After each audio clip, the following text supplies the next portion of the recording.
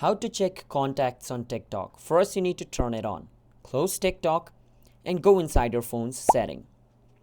Inside of phone setting, scroll all the way down until you see apps and click on it. Inside here, you want to find TikTok. Click on TikTok after you see it. And over here at the top where it says contacts, click on it and click on full access.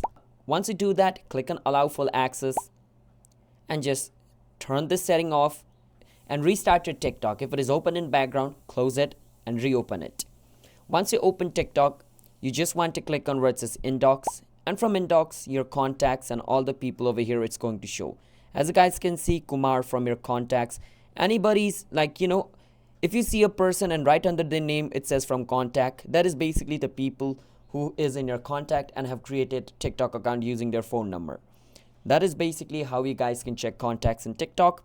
Subscribe to our channel for more videos like this.